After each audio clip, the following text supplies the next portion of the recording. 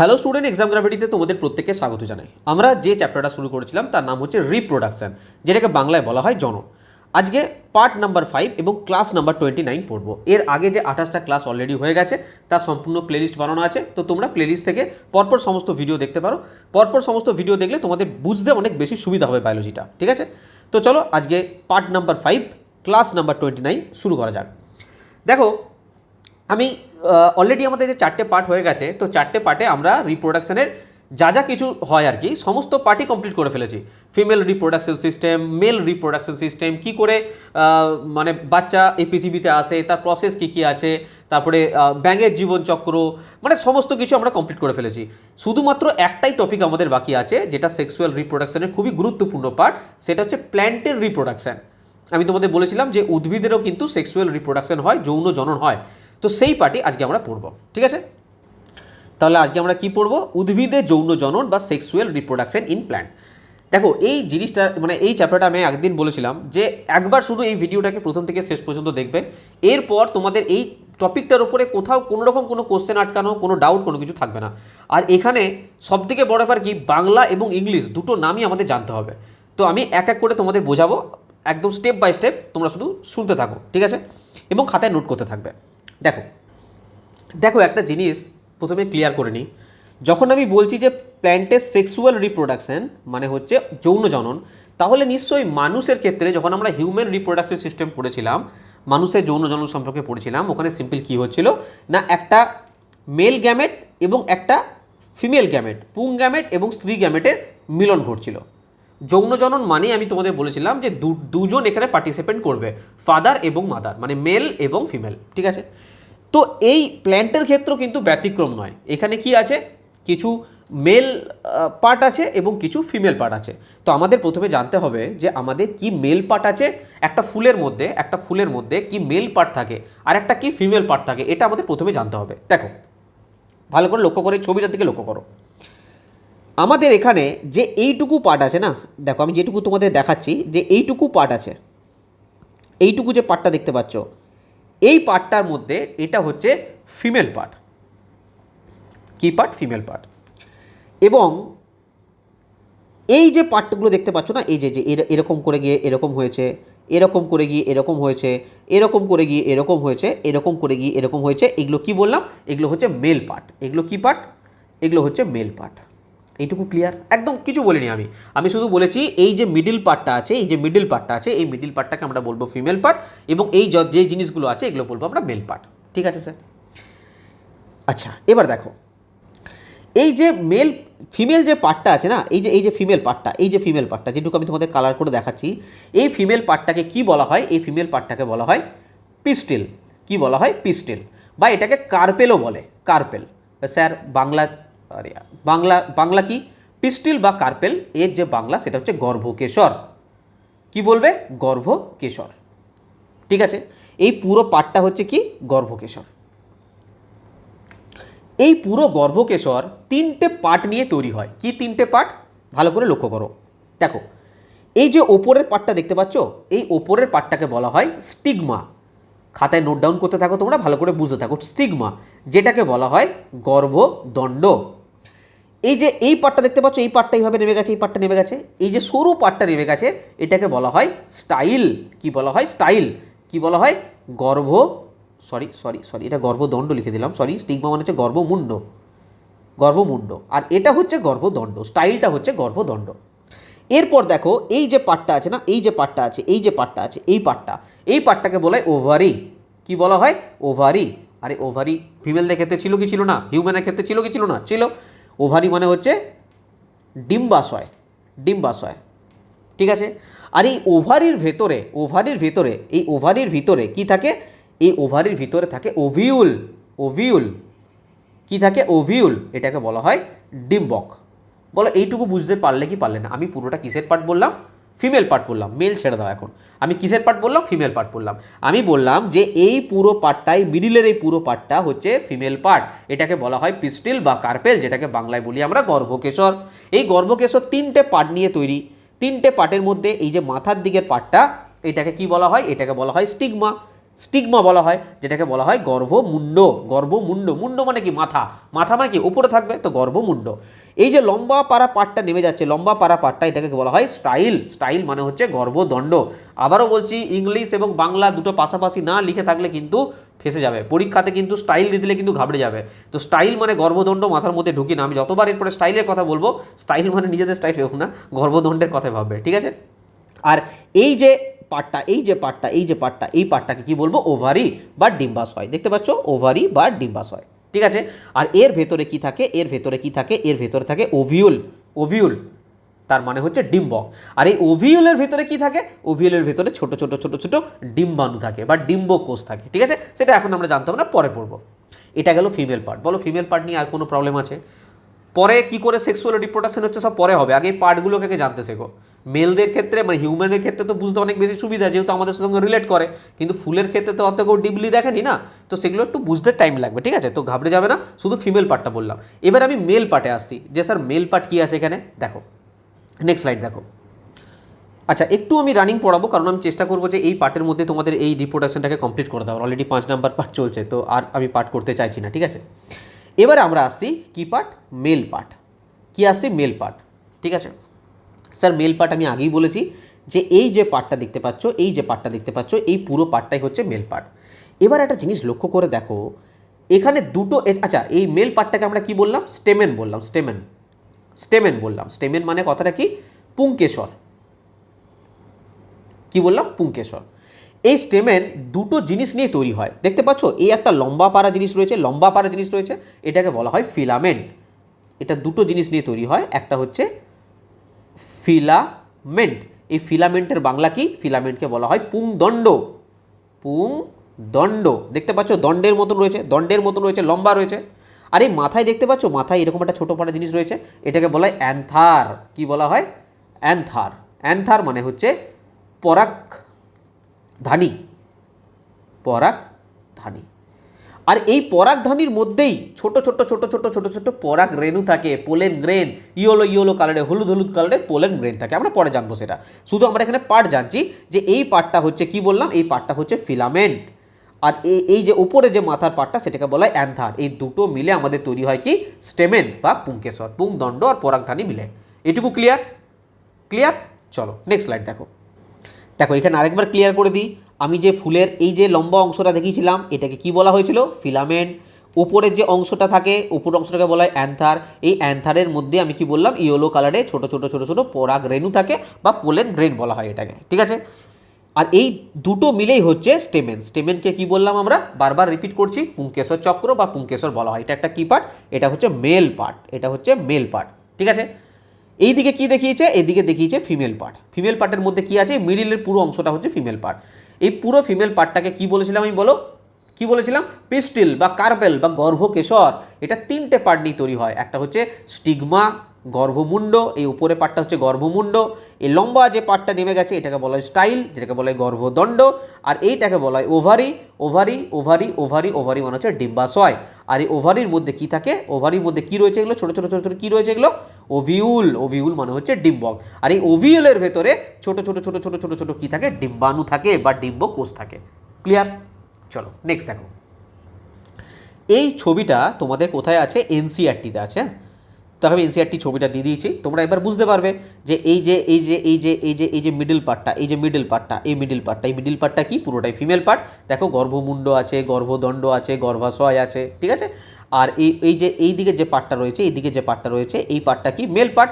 ও পরাগধানী, ওপর আছে পরাগধানী, আর এই লম্বা পার্টটা পুংদণ্ড, দুটো নিয়ে হচ্ছে পুংকেশর, ঠিক আছে। আর এই মেল পার্টটাকে আমরা কি বলছি, গর্ভকেশর। তো আমি যেগুলো বললাম তোমাদের একটা লিস্ট করে দিই, একটা ছক বানিয়ে দিই, টেবিল বানিয়ে দিই, তাহলে তোমাদের বুঝতে অনেক বেশি সুবিধা হবে। দেখো নেক্সট স্লাইডে দেখো এই একটা ছক দেখে নাও, তোমাদের আরও বুঝতে সুবিধা হয়ে যাবে। আমি প্রথমে যদি ছবিটা দেখাতাম না, তোমরা বুঝতে পারতে না, সেই জন্য ভেঙে রেখেছি। পুরুষ অংশ মেল পার্ট, যেটা বলি পুংকেশর দুটো পার্ট নিয়ে তৈরি, পরাগধানী আর পুংদণ্ড। স্ত্রী অংশ কি বলবো, গর্ভকেশর, 3টে পার্ট নিয়ে তৈরি, গর্ভমুণ্ড, গর্ভদণ্ড আর ডিম্বাশয়। প্রত্যেকটার ইংলিশ স্পেলিং পাশে লেখা আছে, তো শুধুমাত্র এই ছকটা দেখবে তোমরা বুঝে যাবে, ঠিক আছে। এবার আমাদের জানতে হবে যে আমি যে ফুল দেখালাম, সেই ফুলটা কি ফুল। দেখো ফুলের জনন অঙ্গের উপর ভিত্তি করে না, প্রধানত দুটো ভাগে ভাগ করা হয়, সেই ভাগটা আমরা নেক্সট স্লাইডে পড়বো। দেখো ফুলের জননঙ্গের উপর উপস্থিত ভিত্তি করে দুটো ভাগে ভাগ করা, একটা হচ্ছে একলিঙ্গ ফুল, একটা হচ্ছে উভলিঙ্গ ফুল। একলিঙ্গ ফুল কি? একলিঙ্গ ফুল হচ্ছে যে সমস্ত ফুলে একটাই জননঙ্গ থাকবে। আমি তোমাদের এতক্ষণ ধরে যে ফুলটা আগে দেখালাম তার মধ্যে তোমরা দুটো পার্টি দেখতে পেয়েছো, পুংকেশরও দেখতে পেয়েছো, গর্ভকেশরও দেখতে পেয়েছো, মেল পার্ট ফিমেল পার্ট দুটোই দেখতে পেয়েছো। কিন্তু যে ফুলে শুধুমাত্র একটা জননঙ্গ থাকবে, মানে পুংকেশর থাকবে অথবা গর্ভকেশর থাকবে, তাকে আমরা একলিঙ্গ ফুল বলবো। বোঝা গেল? যদি পুরুষ ফুল থাকে তাহলে শুধু পুংকেশর থাকবে, যদি স্ত্রী ফুল থাকে শুধু কি থাকবে? গর্ভকেশর থাকবে। ঠিক আছে, এরকম এক্সাম্পল আছে, এক্সাম্পলগুলো ভেরি ইম্পর্টেন্ট, মনে রাখবে। পেঁপে, কুমড়ো, শশা, তরমুজ এইসব। উভলিঙ্গ ফুলের মধ্যে সব থেকে উভলিঙ্গ ফুল তাহলে কাকে বলবো? যার মধ্যে দুটোই আছে, যেসব ফুলে পুংকেশর গর্ভকেশর মানে পুরুষ অঙ্গ স্ত্রী অঙ্গ দুটো পার্টি আছে তাকে বলবো উভলিঙ্গ ফুল। ঠিক আছে, দেখো যেগুলো বললাম তোমাদের একবার দেখিয়ে দিই লিখিত আকারে।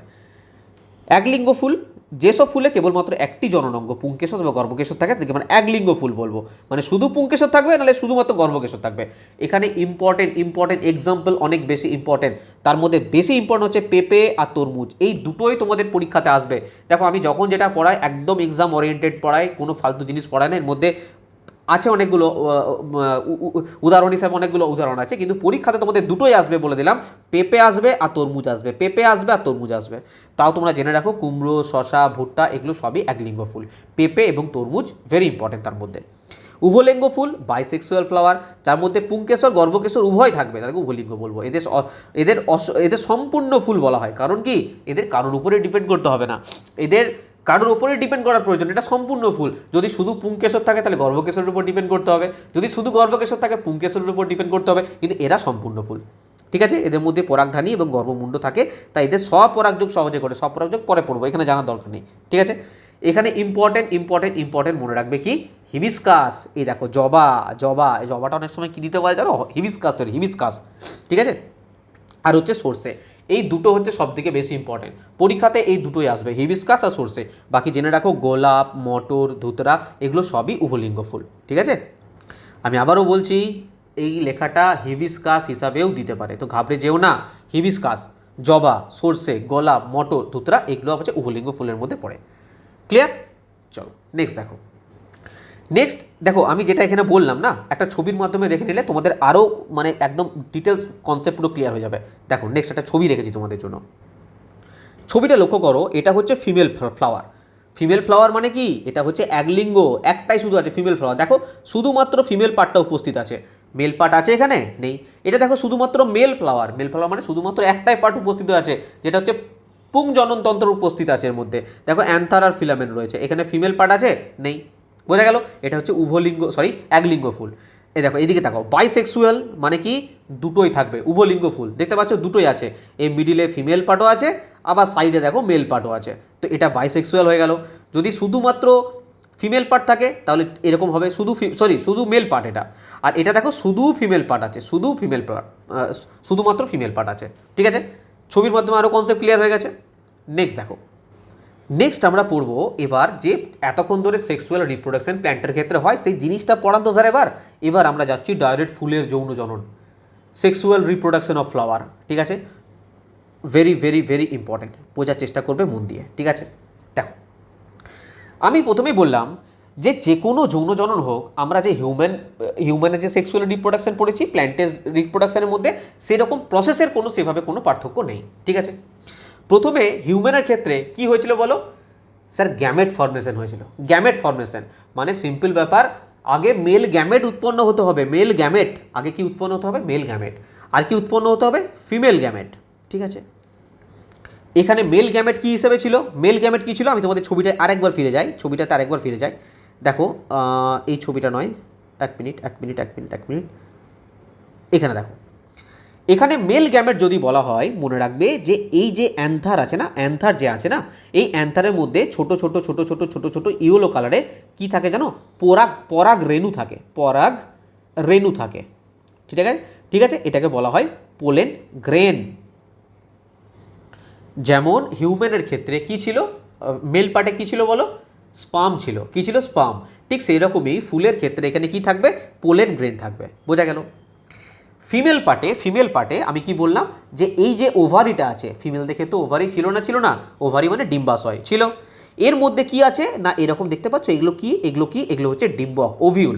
কি আছে? ওভিউল আছে।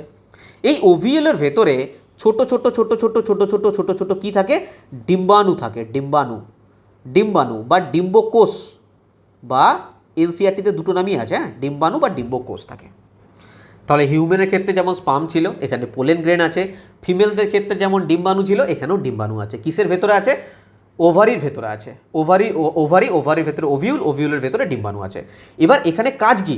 সিম্পল স্যার, আমার যে পোলেন গ্রেন আছে না, যেমন স্পাম ডিম্বাণুর সাথে মিলিত হচ্ছিল, ফার্টিলাইজ হচ্ছিল, ঠিক সেই রকমই এখানে কাজ হচ্ছে। এই যে পোলেন গ্রেন আছে না, যেভাবে হোক ডিম্বাণুর সঙ্গে একে অ্যাটাচ করে দিতে হবে, ডিম্বাণুর সঙ্গে একে অ্যাটাচ করে দিতে হবে। তাহলে কি হবে?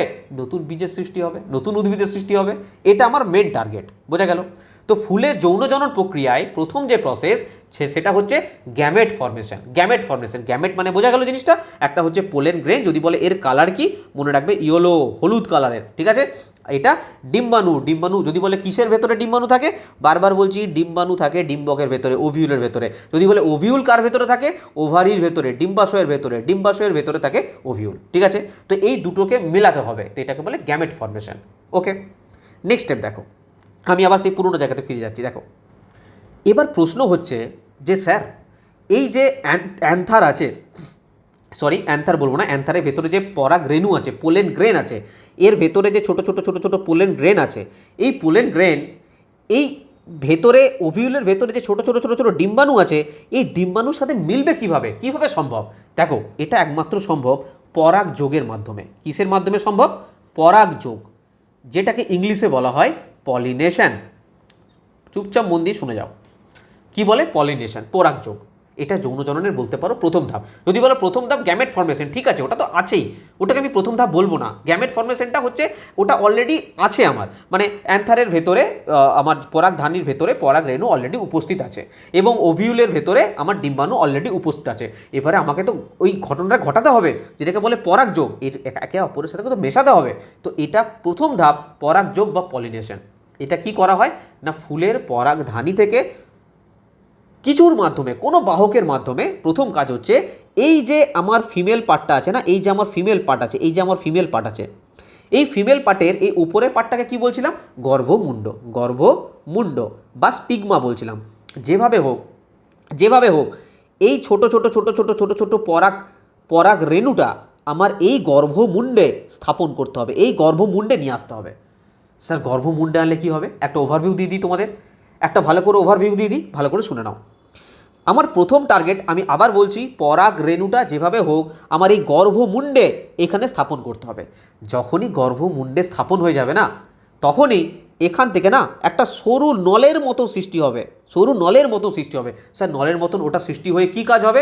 সিম্পল কাজ হবে, ওই দেখো আমার টার্গেট তো আলটিমেট এই ভেতরে, ওভিউলের ভেতরে যে ডিম্বাণুটা আছে সেখানে তো নিয়ে আসা এই পরাগ রেণুটা। তো এই নলের মাধ্যমে এটা পুরো চলে আসবে আমার ডিম্বাশয়ের ভেতরে, ওভারির ভেতরে।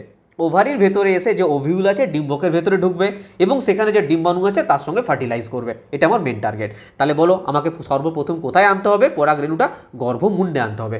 তো এই প্রসেসটাই হচ্ছে পরাগ যোগ। কিন্তু প্রবলেম হচ্ছে স্যার আসবে কি করে? আসবে কি করে? আমার কোনো একটা ফুলের ধরো আছে, সাপোজ বলছি পরাগ রেণু, একটা অন্য ফুলে আছে, এখানে ধরো আছে পরাগ রেণু, পরাগ রেণু। এই পরাগ রেণুটা আসতে হবে এখানে, তো কোনো কিছু বাহকের প্রয়োজন আছে। সেই বাহকটা হতে পারে যে বাতাসের মাধ্যমে উড়ে চলে এলো, হতে পারে জলের মাধ্যমে ভেসে চলে এলো, হতে পারে কোনো পতঙ্গের মাধ্যমে, কোনো মৌমাছি ধরো ফুলের মধু খেতে বসলো, তার পায়ের মধ্যে লাগলো এই পরাগ রেণুটা, সেই পরাগ রেণুটা এখানে এসে পরে স্থাপন করে দিল। বিভিন্নভাবে হতে পারে, বিভিন্ন প্রসেস আছে। তো আমরা এবার যেটা জানবো সেটা পরাগ যোগ বা পলিনেশন সম্পর্কে, ঠিক আছে? দেখো দেখো কী লেখা আছে না, পরাগ যোগ বা পলিনেশন হচ্ছে এটা প্রথম ধাপ পরাগ যোগে। ফুলের পরাগধানী থেকে পরাগ রেণু বাতাসের মাধ্যমে, জলের মাধ্যমে অথবা পতঙ্গের মাধ্যমে, যেমন মৌমাছির মাধ্যমে বা প্রজাপতির মাধ্যমে গায়ে লেগে গর্ভমুণ্ডে স্থানান্তরিত হয়। আমার টার্গেট একটাই, বারবার বলছি, গর্ভমুণ্ডে স্থাপন করা, গর্ভমুণ্ডে আমার পরাগ রেণুটাকে নিয়ে আসা। ঠিক আছে স্যার, এবার একটা জিনিস তোমাদেরকে বলে রাখি, পরাগ যোগ না মেনলি দুরকম হয়। করকম হয়? দুরকম। একটা হচ্ছে, আমি নেক্সট স্লাইডে আলোচনা করছি, একটা ছবির মাধ্যমে দেখায়, তার মধ্যে অনেক বুঝতে সুবিধা হবে। আমি কী জন্য আলোচনা করছি এখন? পরাগ যোগ কিন্তু, হ্যাঁ, অন্য কোনো টপিকে যায়নি, কারণ এটাই সেক্সুয়াল রিপ্রোডাকশনের প্রথম পার্ট কিন্তু। চলো নেক্সট স্লাইড দেখো। দেখো পরাগ যোগ মেনলি দু রকম হতে পারে। কি পরাগ যোগ হতে পারে? একটা হচ্ছে স্বপরাগযোগ, একটা হচ্ছে ইতর পরাগযোগ। স্বপরাগযোগ তোমাদের মনের মধ্যে অনেক কিছু ডাউট আছে, আজকে ডাউটটা ক্লিয়ার করে নাও। স্বপরাগযোগকে বলা হয় সেলফ পলিনেশন। সেলফ পলিনেশন, এই সেলফ পলিনেশন মানে হচ্ছে একই যখন ফুল হবে, মানে যখন কোনো ফুলের ধরো পরাগরেণু সেই একই ফুলের গর্ভমুণ্ডে পড়বে। একই ফুলের ধরো সাপোজ বলছি এই একটা গাছ আছে, ধরো এই একটা গাছ আছে, ঠিক আছে। এই গাছটার ধরো পরাগরেণু আছে, কি আছে, ছোট ছোট ছোট ছোট পরাগরেণু আছে, পরাগধানীর মধ্যে পরাগরেণু আছে। এই পরাগরেণু এই সেম গাছের সেম ফুলের ওপরে যদি পড়ে, সেম ফুলের ওপরেই যদি পড়ে, তাহলে বলবো সেলফ পলিনেশন। আরে বোঝা যাচ্ছে না, যাচ্ছে না? আমার টার্গেট কি, যে ফিমেল পার্ট যেটা আছে না, ফিমেল পার্টের নাম কি আছে, গর্ভমুণ্ড। আমাকে গর্ভমুণ্ডের উপরে স্থাপন করতে হবে তো পরাগরেণুটা। তো যদি সেম গাছের সেম ফুলের উপরে যদি পরাগরেণু পড়ে, ধরো এই একটা গাছ আছে, এইখানে কি আছে, আমার পরাগরেণু আছে, পরাগরেণু আছে। ধরো এই গাছেরই একটা ফুল আছে, ঠিক আছে, একটা গর্ভমুণ্ড আছে। ধরো এই সেম গাছেরই সেম ফুলেরই যদি এই পরাগরেণুটা কোনো কারণে এই গর্ভমুণ্ডে স্থানান্তরিত হয়, সেটাকে বলবো সেলফ পলিনেশন। বোঝা গেল? ওকে, এটা আলাদা। এবার একটা জিনিস বোঝো, যদি এই একই গাছের একটাই ফুল আছে, ধরো একটাই ফুল আছে, আমি মাত্র দেখালাম না একটাই ফুল উভলিঙ্গ হতে পারে, তার মধ্যে কি মানে ফিমেল পার্টও থাকবে, মেল পার্টও থাকবে। ধরো এখান থেকে একটা মেল পার্ট আছে, মেল পার্টের মধ্যে পরাগধানী আছে, এর মধ্যে রেণু আছে। এই রেণু ধরো ফুলটা কিন্তু চেঞ্জ হয়নি, আমি বললাম একটাই ফুল, গাছ বলিনি, একটাই ফুল বললাম। এই পরাগরেণু যখন গর্ভমুণ্ডে পড়বে সেম ফুলের ফিমেল পার্টে, তখনও কিন্তু সেটাকে সেলফ পলিনেশন বলবো। আমি আরেকবার ব্যাপারটাকে সহজ করে বোঝাচ্ছি। যখন কোনো ফুলের পরাগযোগ সেই একই ফুলের গর্ভমুণ্ডে পড়ে, এই ফুল ধরো এটা একটা ফুল, এই একটা ফুলের গর্ভমুণ্ডে এসে পড়ছে, এক্ষেত্রেও হবে।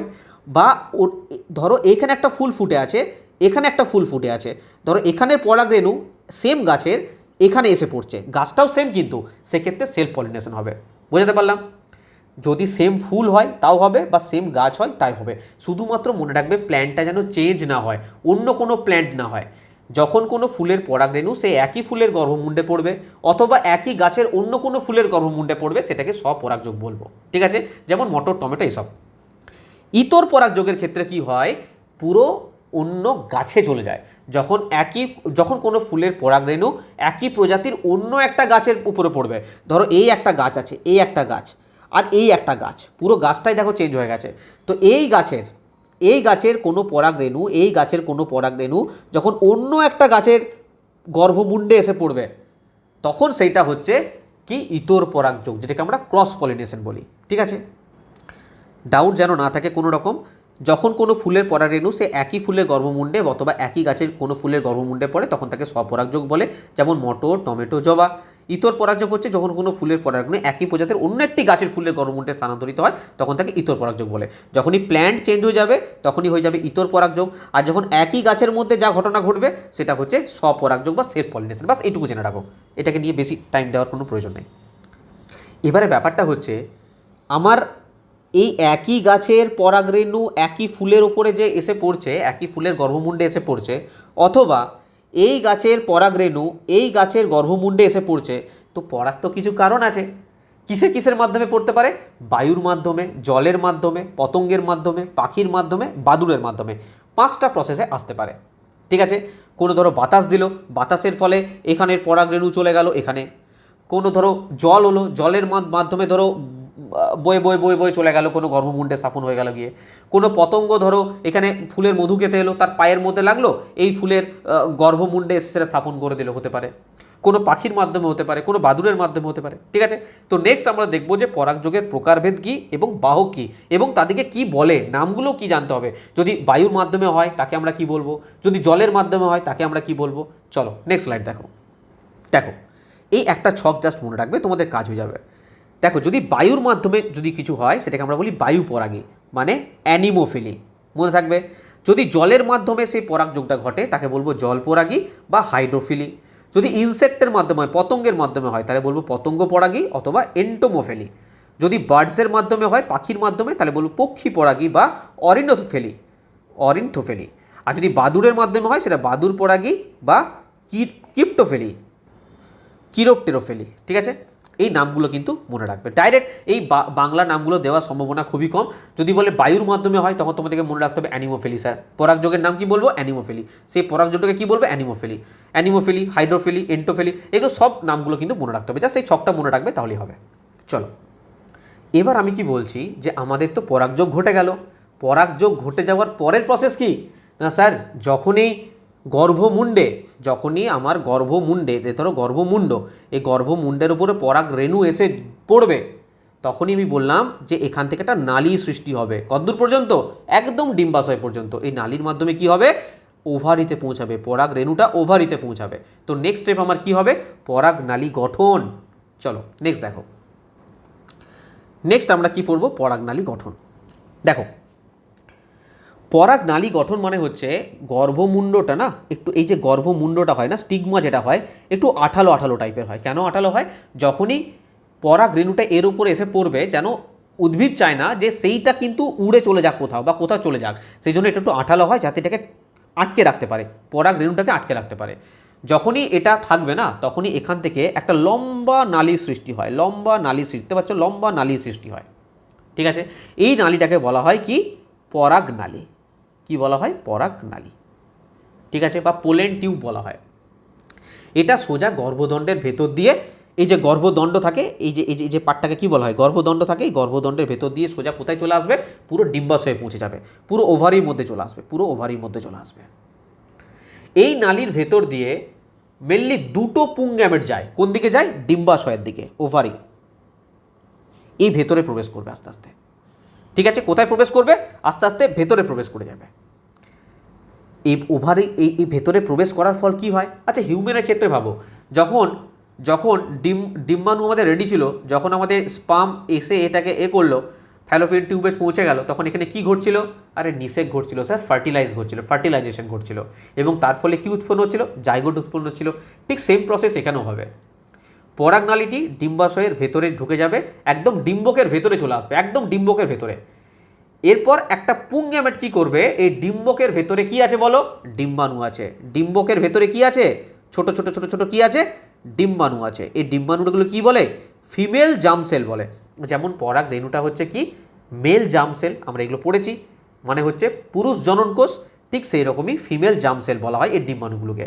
যখনই এর ভেতরে ঢুকবে, তখনই এদের মিলনের ফলে কি তৈরি হবে বলো? জাইগোট তৈরি হবে। যেমন মানুষের হচ্ছিল ঠিক সেরকম হবে। বোঝা গেল? তাহলে পরাগনালী গঠন, তারপরে হবে নিষেক। তো যেটা বললাম তোমরা একবার দেখে নাও।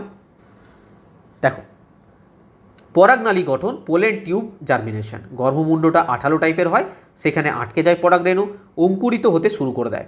পরাগরেণু থেকে একটা লম্বা নালী বের হয়, যে বললাম লম্বা নালী বের হয়। লম্বা নালী যেটা বের হয় সেটাকে পরাগনালী বা পোলেন টিউব বলা হয়। এটি গর্ভদণ্ডের ভেতর দিয়ে অগ্রসর হয়ে ডিম্বাশয়ে পৌঁছে যায়। এই নালীর ভেতর দিয়ে দুটি পুংগ্যামেট ডিম্বাশয়ের দিকে অগ্রসর হয়। তারপরে কি ঘটে? নিষেক। এটি যৌনজননের সবচেয়ে গুরুত্বপূর্ণ অংশ। পরাগনালীটি ডিম্বাশয়ের ভেতরে থাকা ডিম্বকের সংস্পর্শে আসে, ওভিউলের ভেতরে ঢুকে যায় আস্তে আস্তে। এরপর একটি পুংগ্যামেট ডিম্বকের ভেতরে থাকা স্ত্রী গ্যামেট বা ডিম্বাণুর সাথে এটা কি হয়? মিলিত হয়। মিলিত হয়ে কি উৎপন্ন করে? জাইগোট উৎপন্ন করে। এদের মিলনের ফলে কি উৎপন্ন হলো? জাইগোট উৎপন্ন হলো। ঠিক আছে, আচ্ছা আমাদের হিউম্যানের ক্ষেত্রে জাইগোটটা ধীরে ধীরে কিসে পরিণত হতো? ভ্রূণে পরিণত হতো। এবং ভ্রূণটা ধীরে ধীরে কোথায় আসতো? জরায়ুর মধ্যে চলে আসতো এবং সেখানে বড় হতো। ঠিক আছে, এখানেও সেম প্রসেস, জাইগোটটা আস্তে আস্তে বিভাজিত হয়ে হয়ে একটা ভ্রূণ তৈরি করবে। ঠিক আছে, এবং ডিম্বকের ভেতরে ধীরে ধীরে ধীরে ধীরে ডিম্বকের শক্ত বীজে রূপান্তরিত হবে। এখানেই অ্যাকচুয়ালি ভবিষ্যতের উদ্ভিদ বা ভ্রূণ সুরক্ষিত অবস্থায় থাকে। কিসের মধ্যে? বীজের মধ্যে। তাহলে এর পরের প্রসেস কি হবে? বীজে রূপান্তর। আমাদের যে জাইগোটটা এখানে উৎপন্ন হলো, জাইগোটটা আস্তে আস্তে ভ্রূণে রূপান্তর হবে, ভ্রূণ থেকে ধীরে ধীরে বীজে রূপান্তর হবে। তো নেক্সট প্রসেস হচ্ছে আমাদের ফল ও বীজ গঠন। দেখো নেক্সট স্লাইড দেখো। নেক্সট হচ্ছে ফল ও বীজ গঠন। নিষেকের পরে ফুল বড় ধরনের পরিবর্তন আসে, জাইগোট বিভাজিত হয়ে ভ্রূণ তৈরি করে এবং ডিম্বক এটা শক্ত হয়ে বীজে রূপান্তরিত হয়। বীজের ভেতরেই ভবিষ্যতের উদ্ভিদ বা ভ্রূণ সুরক্ষিত অবস্থায় থাকে। দেখো ভালো করে বুঝবে, এখানে কিন্তু গুলি ফেলবে না। এখানে অংশগুলো কী কী দেখো, আমি তোমাদের এখানে এখানে এখানে এখানে বোঝার চেষ্টা করছি, বুঝবে। একটা হচ্ছে ডিম্বাশয়, ওভারি। আমি এখানেই বলছি, দেখো ওভারি, এটা কি বললাম? ডিম্বাশয়। ঠিক আছে, ডিম্বাশয়ের পর যেটা সেটা হচ্ছে আমাদের ওভিউল, ওভিউল যেটাকে আমরা বলছি ডিম্বক, ঠিক আছে। এরপরে আছে ডিম্বাণু, ডিম্বাণু যেটাকে আমরা কি বলছি ডিম্বাণুই, চলো ডিম্বাণু বলি, ঠিক আছে। এগ সেল যেটা ডিম্বাণু বা ডিম্বকোষ। এখানে বীজের রূপান্তর কে হচ্ছে মনে রাখবে ওভিউল হচ্ছে। কারণ কি ওই যে পরাগ নালীটা ছিল, যে পরাগ নালীটা ছিল সেই পরাগ নালীটা কি কোথায় প্রবেশ করে গিয়েছিল আমাদের ডিম্বাশয়ে প্রবেশ করেছিল, ডিম্বাশয় থেকে আস্তে আস্তে ডিম্বকের ভেতরে প্রবেশ করেছিল এবং সেখানে ডিম্বাণুর সাথে মিলিত হয়ে, ডিম্বাণুর সাথে মিলিত হয়ে কি তৈরি করেছিল বলো, জাইগোট উৎপন্ন করেছিল এবং এই জাইগোটটাই ধীরে ধীরে বড় হয়ে ভ্রূণ উৎপন্ন করবে কোষ বিভাজিত হয়ে, এবং ভ্রূণটাই এবার ভ্রূণটাকে তো সুরক্ষিত থাকতে হবে, সুরক্ষিত থাকার জন্য ওর উপর একটা শক্ত আবরণ তৈরি হবে, সেটা হচ্ছে ওভিউল। এটাই কি হবে বীজে রূপান্তরিত হবে। যদি বলে বীজে রূপান্তরিত কোন পার্টটা হয় মনে রাখবে ওভিউল বা ডিম্বক, এই ডিম্বক পার্টটাই কিন্তু শক্ত হয়ে বীজে রূপান্তরিত হবে। বলো বোঝা গেল? এবারে কি আছে, এবারে কি আছে, এটা তো বীজে রূপান্তর হয়ে গেছে। এবার বীজে রূপান্তর হওয়ার পর এই যে পার্টটা আছে দেখবে প্রচুর, একটা ফলের মধ্যে দেখবে প্রচুর বীজ থাকে, অনেক বীজ থাকে, অনেক বীজ থাকে। কেন? কারণ এই যে পুরো পার্টটা সেটা তো ওভারি, এই ডিম্বাশয়টাই আলটিমেট কিসে পরিণত হয়, ফ্রুটে পরিণত হয়, ফলে পরিণত হয়। সেই জন্য বারবার জিজ্ঞাসা করা হয় যে উদ্ভিদের ফুলের কোন পার্টটা আমাদের কিসে পরিণত হয়, ফলে পরিণত হয়। মনে রাখবে ডিম্বাশয়, ডিম্বাশয়টা ফলে পরিণত হয় এবং ডিম্বকটা বীজে পরিণত হয়। আর কোথাও কোনো ডাউট আছে তোমাদের? আর কোথাও কোনো ডাউট আছে? এবার এই যে বীজটা আছে এই বীজটা তুমি যে কোনো জায়গাতে গিয়ে পরে যদি মাটিতে লাগিয়ে দাও সেখানে নতুন উদ্ভিদ জন্মগ্রহণ করবে। এই প্রসেসটাকে বলা হয় জার্মিনেশন। একদম লাস্টে যে প্রসেস সেটাকে বলা হয় জার্মিনেশন। জার্মিনেশন মানে হচ্ছে ঠিকঠাক কন্ডিশন অনুযায়ী এই বীজটাকে যদি কোথাও তুমি রোপণ করে দাও সেখান থেকে নতুন একটা চারাগাছ উৎপন্ন হবে, সেখান থেকে একটা বৃক্ষ উৎপন্ন হবে। তো এই প্রসেসটাকে বলা হয় জার্মিনেশন, একদম লাস্ট প্রসেস। তো আমি যেটা বললাম একটা ফ্লো চার্টের মাধ্যমে তোমাদের আরেকবার দেখিয়ে দিই, তোমাদের বুঝতে সুবিধা হবে। দেখো দেখো এই ফ্লো চার্টটাকে ভালো করে লক্ষ্য করো। প্রথমে কি হলো, পরাগ রেণু কোথায় স্থাপন হলো বলো, গর্ভমুণ্ডে। গর্ভমুণ্ড থেকে কি তৈরি হলো, এক যেখানে পরাগ রেণুটা যেখানে পড়লো সেখান থেকে একটা কি তৈরি হলো, পরাগ নালী তৈরি হলো, পরাগ নালী। এই পরাগ নালীর মাধ্যমে কি হলো, সেই পরাগ রেণুটা ধীরে ধীরে ধীরে ধীরে পুরো ডিম্বাশয়ে চলে গেল, ডিম্বাশয় থেকে ডিম্বকে চলে গেল এবং ডিম্বকের ভেতরে কি থাকে, ডিম্বাণু থাকে। সেই ডিম্বাণুর সঙ্গে কি করলো, নিষেক ঘটালো, পুংগ্যামেট স্ত্রীগ্যামেট মিলন হলো, ফার্টিলাইজেশন ঘটালো এবং নিষেকটাই বড় মানে কোষ বিভাজিত হয়ে কি উৎপন্ন করলো, নিষেক হওয়ার পরে মানে পুংগ্যামেট স্ত্রীগ্যামেট যখন মিশে গেল কি উৎপন্ন হলো, জাইগোট উৎপন্ন হলো। জাইগোটটাই ধীরে ধীরে ধীরে ধীরে ধীরে ধীরে বড় হয়ে কি উৎপন্ন করলো বলো, বীজ ও ফল উৎপন্ন করলো। বীজের কোন পার্ট বললাম, বীজের জন্য কোন পার্ট বললাম, বীজের জন্য হচ্ছে ওভিউল, সরি ওভিউল, ওভিউল মানে হচ্ছে ডিম্বক। আর ফলের জন্য কি বললাম, ওভারি মানে হচ্ছে ডিম্বাশয় পার্টটা ফলে পরিণত হলো। ক্লিয়ার? তাহলে কি করে প্ল্যান্টের সেক্সুয়াল রিপ্রোডাকশন ঘটে তোমরা আশা করি বুঝতে পারলে, আশা করি আর কোনো ডাউট নেই তোমাদের। এবার তোমাদের আমি একটা জিনিস দেখিয়ে দিই, আমাদের যে এনসিইআরটিতে যে ফটোটা আছে না, মানে যে পরাগ নালী গঠনের ছবিটা আছে বাংলা ভাষায় আছে, সেটা তোমাদের একবার দেখিয়ে দিই। যদি ওইটাও কোনো কারণে আসে যেন ঘাবড়ে না যাও, পড়াই নিয়ে এই কথাটা বলতে পারবে না কিন্তু, ঠিক আছে? একবার দেখিয়ে দিই তোমাদের ছবিটা। দেখো এটা হচ্ছে এনসিইআরটি ছবি। আচ্ছা এইগুলো না করো না, হ্যাঁ এগুলো সেই মানে ছবিটা ওখান থেকে কাটা হয়েছে তো লাস্ট পাশের লেখাগুলো চলে এসছে আর কি। দেখো পরাগ রেণু, এই যে পরাগ রেণু এখানে স্থানান্তর হলো, এটাকে কি বলা হয়, এই পার্টটাকে বলা হয় কি, গর্ভমুণ্ড। সব পড়েছে কিনা দেখো। এটাকে কি বলা হয়, যে লম্বা পার্টটা আসছে এটা পরাগ নালী বা পোলেন টিউব বলা হয়। পুংজনন কোষ এটার মাধ্যমে আসছে, এসে এসে এসে এসে এসে এসে কোথায় প্রবেশ করলো, গর্ভাশয়ে প্রবেশ করলো। গর্ভাশয়ের ভেতরে কি আছে, ওভিউল আছে, ডিম্বক আছে। এ দেখো স্ত্রী জনন কোষ, স্ত্রী জনন কোষ কোনগুলো, এর ভেতরে যে ডিমগুলো থাকে, যে ডিম্বকগুলো থাকে, ডিম্বকোষগুলো থাকে, সেগুলোর সঙ্গে মিলিত হলো, মিলিত হয়ে নিষেক ঘটলো, নিষেকের পরে জাইগোট উৎপন্ন হলো, জাইগোট থেকে ধীরে ধীরে বীজ ও ফলে পরিণত হলো। ঠিক আছে, চলো। তো আমাদের সেক্সুয়াল রিপ্রোডাকশন প্ল্যান্টের কীভাবে হয় আমরা জানলাম। এবারে একটা ছকের মাধ্যমে আমরা দেখে নেব উদ্ভিদের যে যৌন জনন যে পর্যায়ে হলো, যে পর্যায়গুলো কমপ্লিট করলাম সেটা একটা টেবিলের মাধ্যমে আমরা দেখে নিই। দেখো দেখো আমরা উদ্ভিদের যৌনজনন যে পার্টগুলো পড়লাম, প্রথম হচ্ছে পলিনেশন, পরাগযোগ, পরাগধানী থেকে পরাগরেণু গর্ভমুণ্ডে স্থানান্তর হলো। তারপরে হলো নিষেক ফার্টিলাইজেশন, পুংগ্যামেট স্ত্রীগ্যামেটের মিলন হলো। তারপরে হচ্ছে জাইগোট ফর্মেশন, জাইগোট গঠন হলো, মিলনের ফলে জাইগোট বা প্রথম কোষ তৈরি হলো। এর ফলে কি হলো না, সিড এবং ফ্রুট ফর্মেশন হলো, ফল ও বীজ গঠন হলো, মানে ডিম্বকটা বীজে পরিণত হলো আর ডিম্বাশয়টা ফলে পরিণত হলো। ক্লিয়ার? এরপরে কি আছে, সিড ডিসপার্সেল, মানে বীজের বিস্তার। আরে এবারে তো বীজটাকে কোথাও না কোথাও রোপিত হতে হবে, রোপণ করতে হবে, নাহলে সেখান থেকে গাছ হবে কী করে। এবং লাস্টে কি আছে, জার্মিনেশন, মানে বীজ থেকে নতুন চারা গাছ তৈরি। তো আমরা এই যে 5 নাম্বার পার্টটা আছে না, সিড ডিসপার্সেল, এর ব্যাপারে আমাদের একটু জানতে হবে। কেন না, বীজ কিভাবে যায়, আমাদের একটা গাছের বীজ কিভাবে ছড়ায়, অনেক কিছুভাবে ছড়াতে পারে। একটা মানুষ নিয়ে গিয়েও ছড়াতে পারে, একটা পাখির মাধ্যমেও ছড়াতে পারে, হাওয়ার মাধ্যমে ছড়াতে পারে, জলের মাধ্যমে ছড়াতে পারে, বিভিন্ন প্রসেস আছে। তো আমাদেরকে সিড ডিসপার্সেল নিয়ে কয়েকটা পয়েন্ট একটু ডিসকাস করতে হবে। তো নেক্সট আমরা যেটা পড়বো সেটা হচ্ছে সিড ডিসপার্সেল। বাকি দেখো সমস্ত কিছু কিন্তু কমপ্লিট হয়ে গেছে। Pollination complete, fertilization complete, zygote complete, seed ও ফ্রুট ফর্মেশন কমপ্লিট, জার্মিনেশন তো তখনই হবে যখন আমরা সিডের ডিসপার্সেল করবো। কারণ দেখো একটা ব্যাপার বুঝতে হবে, ধরো তুমি কি করলে, এই বীজগুলো নিয়ে পরে এখানে পুঁতে দিলে, এখানে পুঁতে দিলে, এখানে রোপণ করলে, এখানে রোপণ করলে, এখানে রোপণ করলে, এক গাদা বীজকে রোপণ করে দিলে। অ্যাকচুয়ালি কি এখান থেকে উদ্ভিদ জন্মগ্রহণ করবে? হ্যাঁ স্যার, কেন করবে না? বীজ যখন পুঁতেছি তখন তো এখান থেকে উদ্ভিদ বেরোবে, এখান থেকে বেরোবে, এখান থেকে বেরোবে, এখান থেকে, এখান থেকে, এখান থেকে, এখান থেকে, এখান থেকে। কিন্তু আর জিনিস ভেবে দেখো, একটা মাটিতে যে পুষ্টি আছে না, আমাদের সয়েলে যে পুষ্টি আছে সেটা তো লিমিটেড। তো আমি যদি এখানে একটা উদ্ভিদকে পুঁতলাম, রোপণ করলাম, এখানে একটা উদ্ভিদকে রোপণ করলাম, এখানে একটা উদ্ভিদকে রোপণ করলাম, এবার প্রত্যেকটা উদ্ভিদের জন্য তো পুষ্টির প্রয়োজন। তাহলে কি হবে, এই উদ্ভিদটা যে পুষ্টি নেবে, এই উদ্ভিদটা পুষ্টি পাবে কোথা থেকে? যদি এই উদ্ভিদটা পুষ্টি নেয়, এই উদ্ভিদটা পুষ্টি পাবে কোথা থেকে? ধরো পাশে আমি আরেকটা উদ্ভিদকে পুঁতে দিলাম, রোপণ করে দিলাম, তো এই উদ্ভিদটা পুষ্টি পাবে কোথা থেকে? তো এদের মধ্যে পুষ্টির জন্য একটা মারামারি লেগে ঝামেলা সৃষ্টি হয়ে যাবে না? তো আমাদেরকে ফুড ডিসপার্সেল সেইভাবেই করতে হবে, সিড ডিসপার্সেল সেইভাবেই করতে হবে যেন প্রত্যেকটা গাছ সমানভাবে পুষ্টি পায়, যেন কোথাও কোনো রকম কোনো ঝামেলা সৃষ্টি না হয় তাদের পুষ্টি নিয়ে। নাহলে একটা গাছ বাড়বে, একটা গাছ মরে যাবে, একটা গাছ ছোট হয়ে যাবে, কোনো গাছ ফল দেবে না, এই সমস্যাগুলো আসবে। ঠিক আছে, তো আমরা যেটা পড়তে হবে আমাদেরকে সিড ডিসপার্সাল নিয়ে। দেখো নেক্সট স্লাইড। আচ্ছা, আমরা সিড ডিসপার্সেল পড়ার আগে একটা ছোট টপিক এনসিইআরটিতে আছে, একটু বুঝে নেওয়ার চেষ্টা করবে। যখনই বীজ উৎপন্ন হয় না, বীজ উৎপন্ন হয়, তখন দেখবে বীজের মধ্যে আমি কি বললাম যে ভবিষ্যতের উদ্ভিদ তার ভেতরেই থাকে। ঠিক আছে, তো যখন বীজ উৎপন্ন হয় সেখানে একটা ছোট, একদম ছোট মুন্নুসা একটা ছোট উদ্ভিদ তৈরি হয়, ছোট পারে একটা উদ্ভিদ তৈরি হয়। উদ্ভিদ দেখতে পাচ্ছ, এই মাঝখানে রয়েছে, এই যে মাঝখানে রয়েছে ছোট একটা উদ্ভিদ তৈরি হয়। এই উদ্ভিদটা কি জানো? এই উদ্ভিদটা সম্পর্কে জানতে হবে তোমাদের। আমাদের উদ্ভিদের যখন একটা উদ্ভিদ জন্মগ্রহণ করে তার দুটো পার্ট থাকে। একটা থাকে মাটির তলায়, যেটাকে আমরা মূল বলি, মাটির তলায়, না হলে তো উদ্ভিদ তো উপরে উঠতেই পারবে না, যদি মাটি আঁকড়ে না ধরে থাকে উঠতে পারবে না। যে মূল বলি, সেই মূলটাকে বলা হয় কি অংশ? এটা হচ্ছে মূল অংশ, মূল, এই নিচের দিকটা করে মূল অংশ বলি। আর ওপর দিকে যে শাখা পোশাকা কাণ্ড সমস্ত কিছু হয়, পাতা টাতা সমস্ত কিছু হয়, সেটাকে আমরা বলি বিট অফ পার্ট।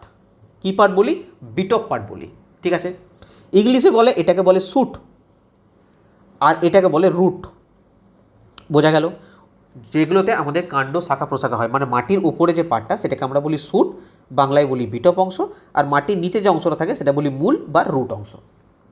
তো এই যে মুন্নুসা একটা উদ্ভিদ ছোটো পাড়া এখানে রয়েছে না, যে বীজের মধ্যে থাকে, এটা দুটো পার্ট থাকে। একটা থাকে ওপরের পার্ট, যেটাকে আমরা বলি ভ্রূণ মুকুল। কি বলি আমরা? ভ্রূণ মুকুল। এখান থেকে কিন্তু উদ্ভিদের মাটির উপরের অংশটা সৃষ্টি হয়, যে ভ্রূণ মুকুলের ইংলিশটাও তোমরা জেনে রাখো, প্লিমিউল। কি বলে? প্লিমিউল। এটাকে বলি ভ্রূণ মুকুল। এখান থেকে কি সৃষ্টি হয়? বিটপ অংশের সৃষ্টি হয়। কি অংশের সৃষ্টি হয়? বিটপ অংশের। আর এই যে ছোটো পাড়ার নিচে যে পার্টটা দেখতে পাচ্ছ, এটাকে বলা হয় ভ্রূণ মূল, যেটাকে বলা হয় রেডিক্যাল। কি বলা হয়? Radical, RADICAL। হ্যাঁ, ঠিক আছে, এটাই হচ্ছে ভবিষ্যতের মূল, যেটাকে বলা হয় ভ্রূণ মূল। এখান থেকেই এই রুট পার্টটা সৃষ্টি হয়। তাহলে যদি বলে শুট বা বিটপ পার্ট সৃষ্টি হয় কোথা থেকে? প্লিমিউল থেকে, যেটাকে বলি ভ্রূণ মুকুল। যদি বলে রুট পার্ট সৃষ্টি হয় কোথা থেকে? ভ্রূণ মূল থেকে, যেটাকে বলছি রেডিক্যাল। আরে বোঝা গেল? বাস এইটুকু জেনে রাখো। আর মনে রাখবে, এই যে গাছ যে পুষ্টিটা সংগ্রহ করে, যে যখন বাড়ে, আরে প্রথমেই তো সে মাটি থেকে খনিজ লবণ, জল এগুলো তো পায় না। যখন বড় হয় ধীরে ধীরে কেউ জল দিয়ে গেল, মাটির তলা থেকে শিকড় বিস্তৃত হয়ে মাটি থেকে জল তুলতে, কিন্তু স্টার্টিংয়ে তো তাকে পুষ্টির প্রয়োজন গাছটাকে বৃদ্ধির জন্য। তো সেই স্টার্টিংয়ে পুষ্টিটা পাই কোথা থেকে? এই বীজপত্র থেকে। বীজপত্রকে ইংলিশে কি বলে? কটিলেডন বলা হয়। COTYLEDON, কটিলেডন বলা হয়। এখানে কি থাকে না, খাদ্য সঞ্চয় থাকে, এখানে ফুড স্টোর থাকে। এখান থেকে উদ্ভিদ স্টার্টিংয়ে, শুরুর দিকে যখন ছোট অবস্থায় থাকে, ছোট একদম মুন্নুসা অবস্থায় থাকে, এখান থেকে কি করে উদ্ভিদ তার পুষ্টিটা গ্রহণ করে, এখানে খাদ্যটা সঞ্চিত থাকে। এই একটা পার্ট ছোট এনসিইআরটিতে ছিল, তোমাদের পড়িয়ে দিলাম। বলো বোঝা গেছে? বোঝা গেছে? চলো, তাহলে আমরা কি বললাম, কি পড়বো বলেছিলাম? বীজের বিস্তার, সিড ডিসপার্সেল। তো নেক্সট টপিক হেডিংটা হলো সিড ডিসপার্সেল। দেখো দেখো বীজের বিস্তার, ব্যাপার হচ্ছে বীজের বিস্তার না অনেক কিছুভাবে হতে পারে। বীজের বিস্তার জিনিসটা কি না, সিড ডিসপার্সেল হলো এমন একটি প্রক্রিয়া যার মাধ্যমে উদ্ভিদের বীজগুলি মাতৃ উদ্ভিদ থেকে দূরে বিভিন্ন স্থানে ছড়িয়ে পড়ে। যদি সব বীজ একটি গাছের নিচেই পড়তো, ধরো এই একটা গাছ, এর যত যত বীজ ধরো এই নিচেই পড়েছে, সব নিচেই পড়েছে, সব নিচেই পড়েছে, তাহলে কি হতো? আলো, জল, খনিজের জন্য চারা গাছগুলোর মধ্যে প্রবল প্রতিযোগিতা হতো। ধরো সাপোজ বলছি, ধরো এই একটা বীজ পড়েছে, এখান থেকে একটা উদ্ভিদ তৈরি হলো। ধরো এখানে একটা বীজ পড়েছে, এখান থেকে একটা উদ্ভিদ তৈরি হলো। এখানে বীজ পড়েছে, এখান থেকে, ধরো এই গাছটা কোনো কারণে বেশি পুষ্টি পেয়ে বড় হয়ে গেল। তো এই সূর্যের আলো এই গাছগুলোর পাবে, এই গাছগুলোর পাবে, কারণ এর তো ছায়া হয়ে যাবে না, এ আটকে দেবে সূর্যের আলোটা, তো পাবে পাবে না। মাটির তলায় যে এদের যে রুটগুলো আছে তো একসঙ্গেই থাকবে। তো সঠিক যে জল বা খনিজ সেগুলো একটা গাছ তো শোষণ করছে, বাকি গাছগুলো পাবে পাবে না। তো প্রবল প্রতিযোগিতা হয়ে যেত, তারা সঠিকভাবে বাড়তে পারতো না। ঠিক আছে, সেই জন্য বীজের বিস্তার ঠিকঠাকভাবে প্রয়োজন। এবার দেখব যে কি কি মাধ্যমে আমার বীজের বিস্তার হয়। দেখো, এটাই আমাদের লাস্ট টপিক, ঠিক আছে? এরপরে আমরা ডাইরেক্ট প্রিভিয়াস ইয়ার কোশ্চেন করবো, আমাদের চ্যাপ্টার শেষ হয়ে যাবে। জানি এই চ্যাপ্টারটা নিয়ে তোমাদের অনেক কিছু কিছু করার নেই। রিপ্রোডাকশন চ্যাপ্টার থেকে তোমরা দেখো 2025-26 গ্রুপ ডি কোশ্চেন খুলে দেখো, যে কোনো সায়েন্সের কোনো কোশ্চেন খুলে দেখো, এখান থেকে প্রচুর প্রশ্ন দেয়, প্রচুর প্রশ্ন দেয়। তো এটা আমাদেরকে ডিটেলসে পড়তে হবে। আর এই চ্যাপ্টারগুলো এমন না, যদি একটু ডিটেলসে না দেখো, যারা উপরে পড়ে চলে যাবে না, যে এটা এটা এটা এটা এটা এই বা আমাদের এনসিআরটি লাইন তুলে তুলে পড়ে চলে গেল, আলটিমেট তারা কোশ্চেন করে দিয়ে আসতে পারবে না। আমি এখন প্রিভিয়াস ইয়ার কোশ্চেন করাবো, তোমরা দেখবে ছবি তুলে তুলে এমন প্রশ্ন দেবে না, যদি ডিটেলসে না যাও, ডেপথে না যাও, করতে পারবে না। কেউ ধরো টপ 50 কোশ্চেন করে চলে গেল, আরে সে নামাতেই পারবে না কোশ্চেন, এমন এমন কোশ্চেন দেবে। ঠিক আছে, তো একটু ডিটেলসে পড়ার প্রয়োজন, সেই জন্য আমি পড়িয়েছি, কোনো অন্যায় কাজ করিনি আমি। মাধ্যম, কী কী মাধ্যম আছে? বাতাসের মাধ্যমে ছড়াতে পারে, জলের মাধ্যমে, প্রাণীর মাধ্যমে, বিস্ফোরণের মাধ্যমে। হ্যাঁ, বিস্ফোরণ।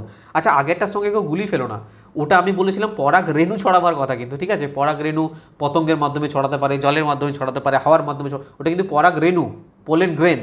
আর এটা কিন্তু কি না, বীজ ছড়াচ্ছে, বীজের বিস্তার কিন্তু এটা। ঠিক আছে, তো প্রথমে আমরা দেখবো যে বাতাসের মাধ্যমে কীভাবে ছড়ায়। দেখো দেখো এই ছবিটা ভালো করে লক্ষ্য করো, এই ছবিটা ভালো করে লক্ষ্য করো, বায়ুর মাধ্যমে কীভাবে ছড়াচ্ছে। তোমরা দেখেছো এরকম? আরে দেখেছো মাঠে যদি কোনো খেলতে টেলতে যাও কোনো সময়তে, বা রাস্তায় যাচ্ছ, দেখবে যে এইরকম কিছু জিনিস এরকম উড়ে উড়ে উড়ে উড়ে উড়ে উড়ে আমাদের হাতের মধ্যে, গায়ের মধ্যে এসে লাগছে। হ্যাঁ, এরকম দেখেছো না? হ্যাঁ, এটার মাধ্যমে বীজের বিস্তার হয়। তো বায়ুর মাধ্যমে বীজের বিস্তার কেন হয়? হালকা ওজন হওয়ার জন্য। এই ধরনের বীজগুলো ওজনে খুব হালকা, যে সমস্ত বীজগুলো খুব হালকা, এইভাবে বাতাসের মাধ্যমে তারা ছড়িয়ে পড়ে। বীজের ডানার মতো অংশ থাকে, অথবা রোঁয়া বা চুলের মতন কিছু হেয়ার লাইক স্ট্রাকচার থাকে।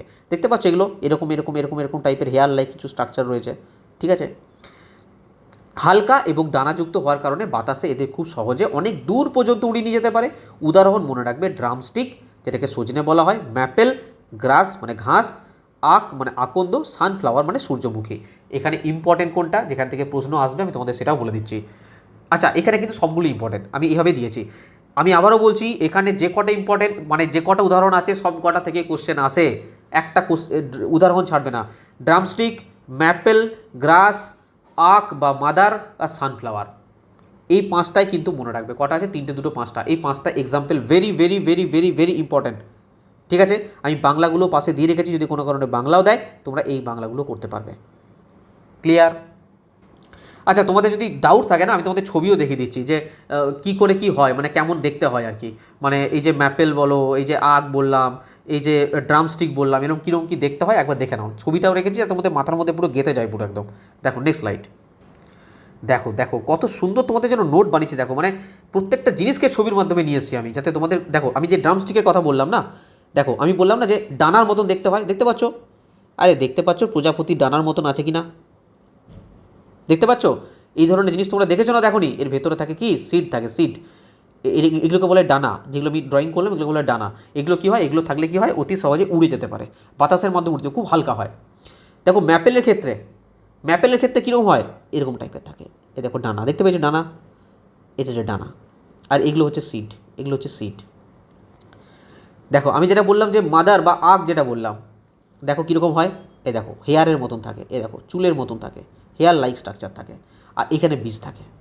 যেটা আমি বললাম সানফ্লাওয়ার, ওর কীরকম থাকে? এরকম এরকম টাইপের থাকে, হেয়ারের মতন থাকে, এরকম এরকম। অত্যধিক হালকা হয়, বাতাসের মধ্যে অতি সহজে উড়ে যেতে পারে। ঠিক আছে, তো এইরকম জিনিসটা দেখতে হয়। তো বাতাসের মাধ্যমে হয়ে গেল। নেক্সট কি আছে? জলের মাধ্যমে বীজের বিস্তার।